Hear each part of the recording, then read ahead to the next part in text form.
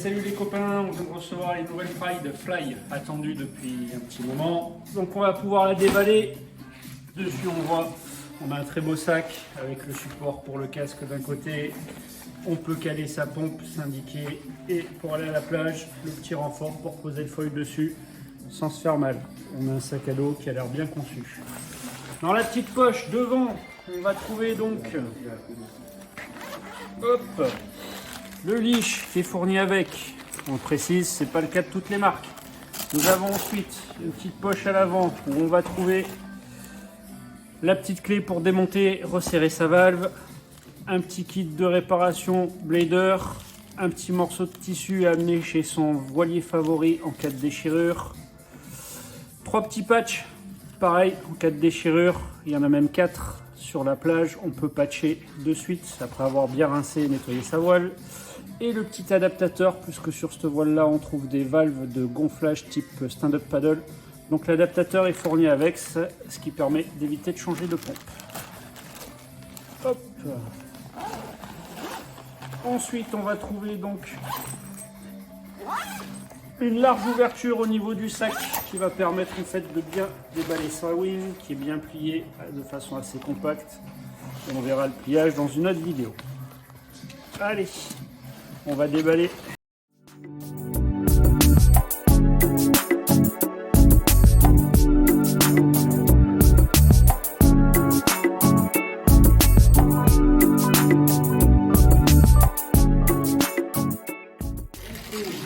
La petite balle ici,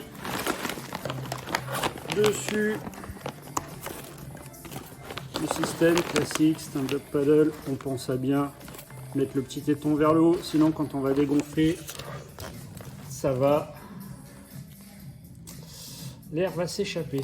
Hop, et on va retrouver de l'autre côté, la même côté bord d'attaque. Nous avons les pressions recommandées qui sont indiquées directement au niveau des valves de chaque côté.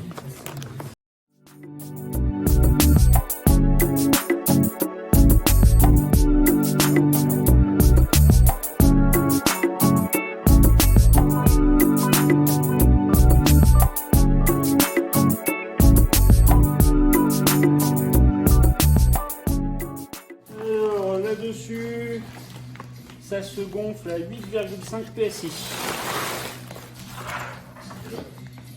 Et sur l'autre, on est également à 8,5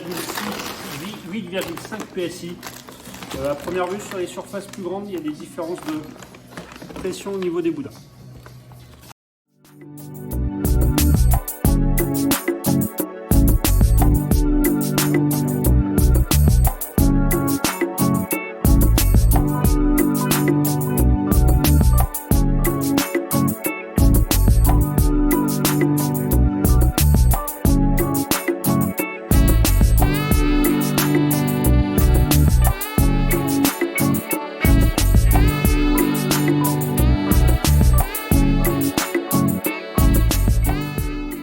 Donc là on retrouve l'aile gonflée. Comme on peut s'apercevoir, on va avoir de chaque côté sur le bord d'attaque ces petites pastilles en fait qui permettent au boudin de ne pas briller à l'intérieur lorsqu'on range, qu'on dégonfle son aile. On peut s'apercevoir donc c'est une aile avec des petites fenêtres, un gros travail au niveau des panotages, des petites remarques dans la fenêtre PVC. On a quand même la couture qui n'est pas coupée par la fenêtre PVC qui traverse jusqu'à la lame centrale, toujours pour garder en tension. On remarque qu'on a des petites poignées, un petit peu comme on trouve chez Takuma sur la poignée avant. Des petits détails de finition, le grip avec le sigle Pride qui est plutôt pas mal fini. C'est même très bien fini. La même chose sur la poignée arrière.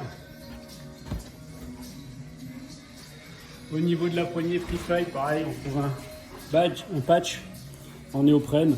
La poignée est assez large, facile à prendre, avec toujours le logo Pride incrusté dessus. Voilà, un petit peu le tour.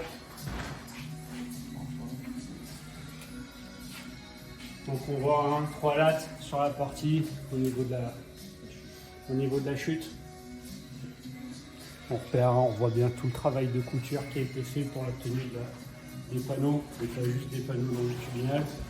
On va retrouver aussi sur les côtés, et pour une fois ils sont plutôt bien placés, les renforts pour éviter tout frottement au niveau de l'aile, sur la partie arrière aussi. Voilà le profil qui a l'air plutôt en attaque qui est assez tendu, bien prononcé. Et dans l'ensemble, là, pour une première vue, la 4 mètres semble pas très lourde. On la pèsera un petit peu plus tard pour avoir le poids exact. Et ça a l'air vraiment pas mal. Voilà. Donc on fera un prochain test avec, sur l'eau avec cette aile-là. Normalement, si tout se passe bien ce week-end, on pourra vous en dire un petit peu plus par la suite. À bientôt!